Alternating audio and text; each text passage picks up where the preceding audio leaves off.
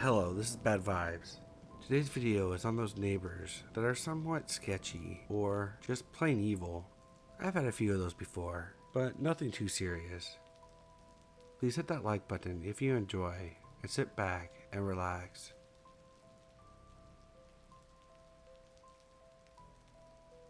Just moved into a new neighborhood and I'm starting to get really worried. My neighbor, who I don't know at all, comes outside every night in the dark and stares at my house with a creepy look. He doesn't move during the staring session, and it typically lasts for 20 minutes to an hour. I have called the police about the situation, but there's not much help, and I don't know how to handle this on my own.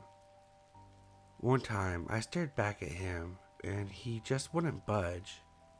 I went and knocked on his door one time, and the house was eerie silent, and there was no answer. When I returned to my porch, I turned around. He was just standing there in the window looking at me with that creepy stare. I have been here for a few months, and he doesn't miss a single night of doing this. And he was just standing at the edge of my driveway staring at me, and I said, "Hello, what are you doing?" And he just stood there and wouldn't budge, didn't say a word. I walked away because I felt like something was about to happen. Literally, as I'm writing this post, he is staring at my house. I live alone and I'm 45 years old. What do I do? Update, October 25th. I would like to update everyone and give them some more info since I'm getting a lot of questions and want to thank everyone in advance. I'm losing a lot of sleep over this, but last night I was actually able to get some sleep, so it's a relief to finally get some answers on what to do next. Hopefully I can clear up a few things. 1. I don't have any pets. I don't have any floodlights or security, but that's about to change. I'm heading over to buy that stuff today. No, I don't have a firearm, and don't have the money to get one at this moment. I've asked a few people about this guy, and nobody knows anything, so I reached out and tried to get more info. He does have a car in his front yard, but it doesn't look like it's moved in years. I've never seen this guy leave his house unless he comes outside to stare at mine. He looks to be in his early 40s. I've only seen him in the day one time, and that's when he was staring at me out his window. He only seems to come out at night. I work during the day, during the week, so I'm unsure if he's outside during that time. The police say they can't get involved unless he steps on my property, which he hasn't done so far. I will be getting an alarm system installed next paycheck. We'll have an extra bill, but it will be worth it because I'm generally scared. If you guys only knew the way this guy looks at my house, it has honestly freaked me out, but I don't have the option to move.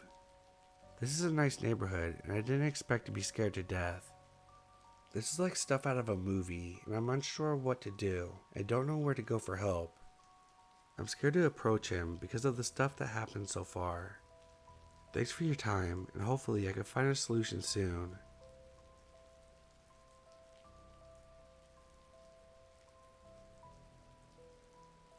Have you ever met someone, even just as a kid, and you just knew they would grow up to be a monster? In our neighborhood, that was TJ and Eric. They were the bad kids, pushing kids off their bikes, assaulting girls, stealing stuff. It was bad enough that even at a young age, my dad looked at them and speculated those boys will spend a majority of their adult lives in prison. Not that that is entirely their fault. When they were both young, they were living with their mom and their stepdad. Their stepdad was an abusive drunk, also a cop. One day, while the stepdad was cleaning his gun, he decided to shoot a stray dog instead. He then shot his wife in the head right in front of the boys. So yes, this fucked them up, but don't feel too bad. One of them testified for the defense. Side note, stepdad only served 4 years for manslaughter.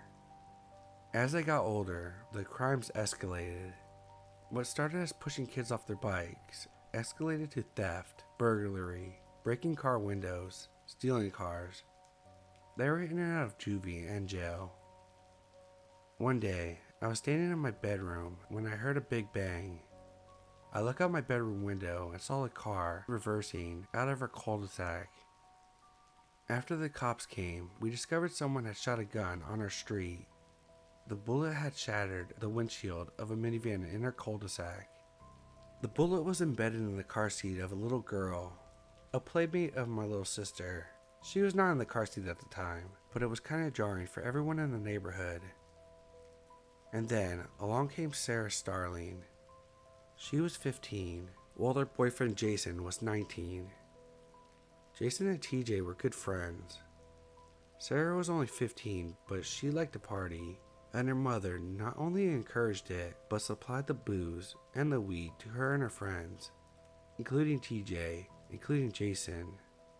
Jason actually moved into her mother's house, much to the chagrin of Sarah's stepfather, Jerry Rose. Teresa Rose, Sarah's mother, was the puppet master in the events that followed. Teresa approached TJ and Jason. She had a proposition. She was sick of Jerry and his complaints. She had her eyes set on his life insurance. TJ and Jason agreed to murder her husband. In return, she would give him $10,000, Jerry's car, and a trip to Hawaii. The first attempt to kill Jerry Rose was in his garage. When he came home from work, he always entered the home through the garage. They were lying in wait for him. On this particular day, Jerry had eaten something that didn't agree with him. He parked in the driveway and ran through the front door to get to the nearest bathroom for relief. TJ and Jason, upon realizing their mistake, freaked out and immediately left, aborted the mission. There was a third guy that was involved, and he was so spooked he dropped out of the whole mission. A few weeks later, Jason, TJ, and Sarah were all at a friend's house. They all left together, as per the friend's testimony. The story gets hazy after this. The facts are, they parked in the Kingsgate Park, in a neighborhood not far from ours. Sarah was put in a chokehold.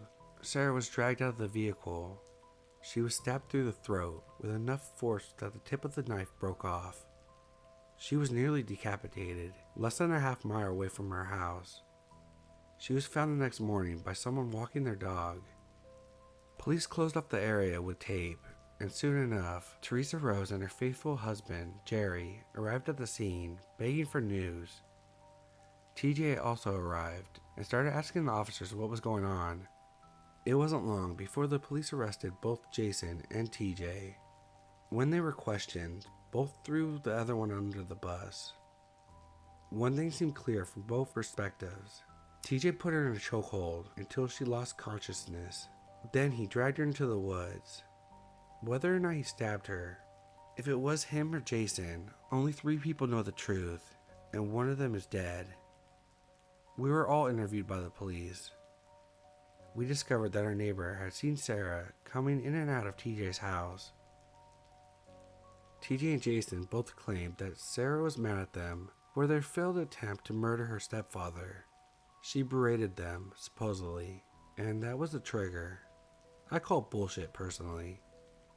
They just wanted to experience the thrill of murder. Maybe they wanted to practice before murdering Jerry Rose. No one really knows. We can all speculate, but my dad knew from the beginning. Those kids are bad news. Update. A girl my sister went to school with ended up being charged as an accomplice. She drove the getaway car for Jason when the shit hit the fan.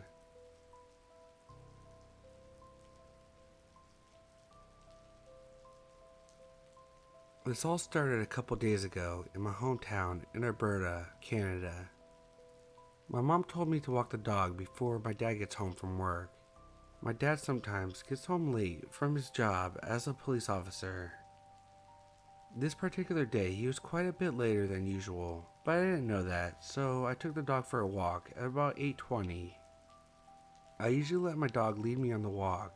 He is getting on a bit, and now knows how far he wants to walk. He pulled me down the path to the river to get a drink. As soon as we got off the paved path to walk the 100 meters to the river, we encountered this woman. I had never seen her before, but I'm not one to judge from the look. So we exchanged some small talk while the dogs do their own thing. It starts off as a normal conversation, consisting of her saying that she had just moved from the city just down the road. Then the conversation went a little different. She asked me what time I got to bed and what time I got up in the morning. I didn't really catch on at that point. I'm a teenager, so I say I go to sleep at about 3 in the morning and get up around 12. She asked, what did I do during that time? I said I like to play video games with the boys. She then asked, where do I live? I gave her a short description and said I was just a few doors down from the path to the river. We said our goodbyes and parted ways. We got down to the river and my dog drank a lot of the water. I was probably standing there for 5 minutes waiting for him to finish. The whole time I was standing there, I felt uneasy, and when I turned around, that woman I had just spoken to was just staring at me from the paved path. It was fairly open around there. I thought maybe she wasn't looking at me and was looking at something on the other side of the river. I started walking towards the trees, which is just a bit of a walk on the stone beach. When I look back, I notice her head is following me. I get to the path and follow the already trampled down path that's right next to the river. It's fairly a long path that takes about 15 to 20 minutes to walk through. The paved path is parallel to the beaten grass and mud path that I had been taking. I keep hearing sudden, 3 in a row footsteps on the paved path. Tap, tap, tap, consistently. It was keeping up with me. I still felt uneasy, like I was being watched, but I kept my composure and just kept walking. I got to the split in the path where you can go back to the path or keep going. I chose to go back up as my turnoff to get to my house was at the top. I'm walking cautiously up the path because we get a few snakes around this area.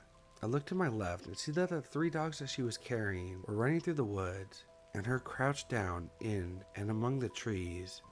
I at this point felt really uncomfortable and decided to speed walk home and kept checking behind me the whole time to make sure I wasn't followed. Cut to the next day. I again was walking my dog, but today I went in a different way so I didn't encounter that woman again. I started walking for about 5 minutes, and I get the feeling I had from yesterday, the feeling of uneasiness. I look around and surely enough, I spot that woman. She is standing there, talking to her dogs. At this point, I thought nothing bad because I talked to my dog too. I thought it was just a coincidence, so I continued to walk and run into some friends. I talked to them for a bit and keep walking. I was still feeling uneasy. When I had stopped talking to my friends, the woman also stopped, and I guess tried to make it seem like she was looking at someone's house that was for sale. And as soon as I started walking, so did she. It's like she was following me. I thought it may stop if I sped up, but she stayed very close behind me no matter what I did. It was about lunchtime at that point, and as a young teenager, I was very hungry. I walked home to make myself a sandwich, but she followed me all the way home. I locked the doors and got my food. Cut to that evening for dinner. It was a really nice day, so we decided to eat outside on the back deck, which faces the backyard that has a path that no one really uses behind the yard fence. We get onto the deck, and out of the corner of my eyes, I see something moving around on that path. I look over and saw that woman walking her dogs. I thought it was creepy. Then she walked past our house over and over and over again, looking up at me each time until she stopped and stared at me for what felt like a lifetime, but was probably only around 10 seconds. Then she walked off. So today, I still feel really uneasy going anywhere near my deck or yard. But I don't have to walk the dogs today, as my dad did it when he got home. But each time I look out my window, I saw her. She always scurries off before I see too much. So to the crazy woman in my neighborhood that I met down by the river, let's not meet again, ever.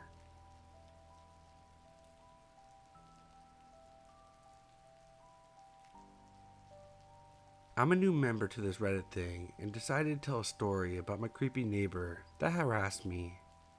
So let's get into it. So this all took place 5 days ago, on a Tuesday. I'm 16 and very paranoid about my safety, but after this day I don't think I can go outside by myself again without some sort of protection. After online school I took a shower and decided to go outside with my 2-year-old nephew. So I put on my clothes and shoes and grabbed my nephew's hand, and we walked out the door. I live on the bottom floor, so there's 3 more people, but one of them just had to be my creepy neighbor. He's tall, African American, skinny, with a beard, and looks to be in his late 30s. While walking out in front of my apartment, I didn't see his truck anywhere, so I had a sigh of relief.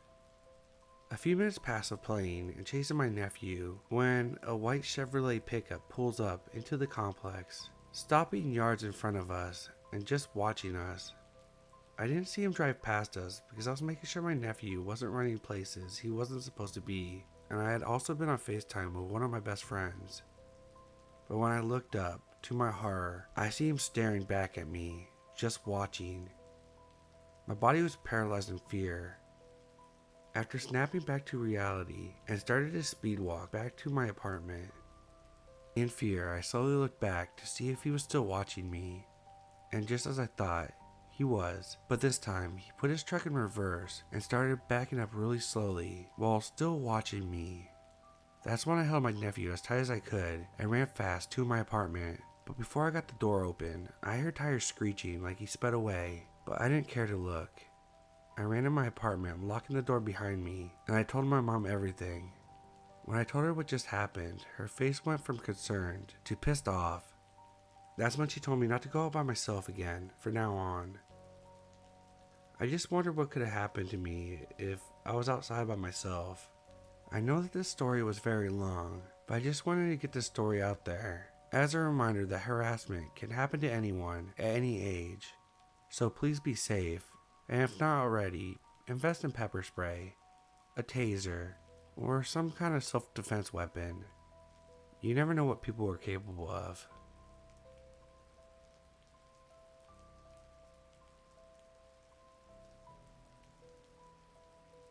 This is my first post ever, and I was content with just being a silent lurker, but something happened to me the other night, and I figured I can contribute my own story about how I found out my neighbors are terrorists. I'm sure a lot of you know this as it made rounds in the news, but a few days ago, on October 7th, 2020, there was an FBI raid on a trailer in Michigan. This story takes place the night of the raid around 7:30 p.m. When I came home from work around 6:45, I drove into our neighborhood and turned down the street to our house. All seemed normal as I go inside the house to rouse my sleeping boyfriend and prepare to gather our things to go shopping. It takes me a while to wake him up and we chat for a bit about my day. As we go to leave our house to go shopping, we're continuing a conversation we were having as we step out onto our front porch. I noticed that we were much louder than it was outside and noticed that there were people standing at the end of the road. I stopped mid-sentence, and it's then I realized how eerily quiet it is aside from my boyfriend, who was still talking, unaware that something was off. I quickly tap him on the shoulder and try to draw his attention from locking the door to the people gathering in the street. We both look around and notice police cars at the other end of the street, just barely in view. There are 2 officers speaking to some men besides their large SUV. The SUV was a state car and was parked somewhat sideways, so it was blocking the road and had its lights off. I took this as a sign that there was some mild neighborhood scuffle that had occurred and someone called the police. A noteworthy thing, but not too uncommon at a mobile home park. We proceed to our car and I commented, something irritated, that they better move the police car soon as they were blocking the traffic. As we made our way out the driveway, another car turned down the street and headed up the road towards the police car. This gave us the confidence we needed as sheep to follow someone else towards the confrontation. As we slowly crawled up the street in our car, we watched the car in front of us stop and turn out of the road that had been left unblocked just in front of the police. We just moved to this area recently and haven't learned the entire ins and outs of every street in the park yet. Unfortunately, this street was a dead end. As we rounded the corner on the dead end street, I caught a glimpse of the police, and my irritation immediately melted into confusion and fear when I noticed the large assault rifles they were carrying. It dawned on me as we made our way towards the end of the road that whatever the police were doing, they weren't here because of some small neighborhood fight. I felt my anxiety rising as I started rambling about how they had their guns and why they would have such massive guns outside our house.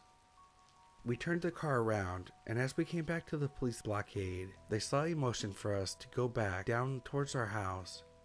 We did, but we're still eager to leave the neighborhood and also hopefully find out what the hell was going on. We passed our neighbor's house and turned down a different road to try to go around. At this time, we thought it was weird that the cop car had no lights on, but there were heavily armed officers standing around it. But we didn't think that there would be any more. We were wrong. As we rounded the street, we were immediately greeted by another police car and 2 more armed men. This time, in full military uniform, with lights flashing. I think my jaw dropped to the floor as the men started towards our car. I started freaking out at this point, told my boyfriend to turn around and get the hell out of there. As we turned around, I noticed out the passenger window that there was someone in handcuffs by the side of the house. He was looking right at us, and I felt really sick. When we turned around, we finally found a road that led us out of the park and onto the main road. We got our groceries and recounted what just happened on our trip to go grocery shopping. It took me a full hour to finally stop shaking and process. We thought it was crazy, but assumed it was some kind of high-profile drug raid. We found out the next day when the news broke that there were multiple people arrested in a plot to kidnap the state governor. The raid was probably about 15 to 30 minutes before we left our house, and our dumbasses had no idea. The second time we pulled up to the police blockade, it was right outside the house the raid had taken place at. It really made me stop and reconsider everything that happened that night and how suspicious we probably came across. I now have come to terms with the fact that I live down the street from a domestic terrorist. I've made it a point of figuring out multiple routes through our neighborhood because I realize how dangerous that would be if we were in a more immediate emergency. I didn't even want to think about what would happen if they weren't stopped and how much crazier the altercation could have been down the street. Sorry if this was kind of long, but I wanted to make sure I explained everything clearly.